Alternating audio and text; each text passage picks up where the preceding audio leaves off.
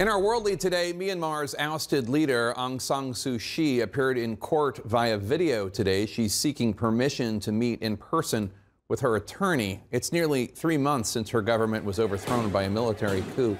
Since then, more than 700 people have been killed, including dozens of children. CNN Chief International Correspondent Clarissa Ward recently visited Myanmar. Clarissa, Myanmar's military stands accused of incredible cruelty, beating and torturing pro-democracy protesters and worse.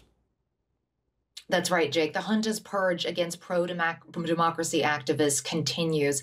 And we had the rare opportunity, though, to speak to one young soldier who was so horrified and ashamed by what he had seen that he defected from the military.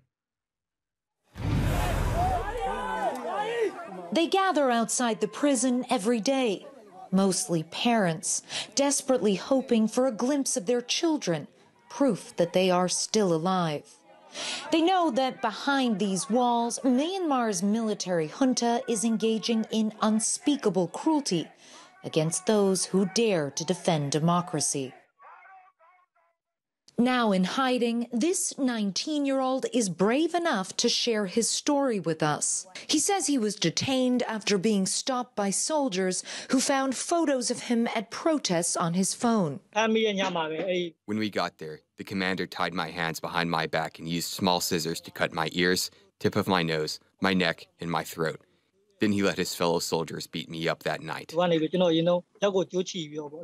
He shares photos of the abuse. His back lacerated from whippings with a cable wire, his face swollen from endless strikes. I even told them to kill me instead of torturing me. It was that painful. Myanmar's junta shows no shame about its cruelty. On state television, it proudly displays images of those arrested for so-called terrorist activity. The face of this 31-year-old dance teacher is barely recognizable.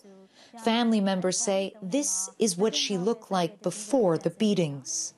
From the safety of neighboring India, this 23-year-old Army cadet says the soldiers were only allowed to watch state TV. We have agreed not to reveal his identity for his protection. They tried to brainwash us. There are soldiers who only believe what the commanders told them. They don't think. 2 years into his military career, he decided to defect, haunted by the military's brutality after the coup. Every night, he says they would set out on raids, armed with assault rifles and the names of protest leaders given by their informants. At one point, we went to arrest 2 leaders. One got arrested, and one was trying to escape, and we shot him on the spot. We were ordered to shoot when they escaped. That night, he claims he intentionally broke his rifle so it wouldn't fire, but says it was the cruelty to the families of the protesters that finally broke him. They were crying when we raided their houses and beat them. The neighbors knew too, but no one dared to come out at night. If someone was looking at us through their windows, we told them to come out and beat them too. The youngest one I saw was around 10 or 11 years old. A boy. Despite the ferocity of the military's crackdown, Myanmar's pro-democracy movement is still very much alive. The young protesters' ordeal lasted 3 long days. During the endless beatings, he says he had one focus: staying alive so that he could protest once again.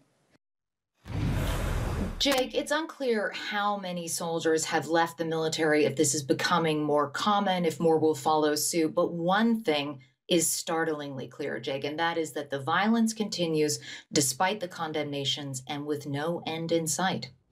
And Clarissa, President Obama just tweeted out a statement that, quote, the world's attention must remain on Myanmar, and that he is, quote, appalled by the heartbreaking violence. But it has to be asked, why has the international community failed to deal with this situation?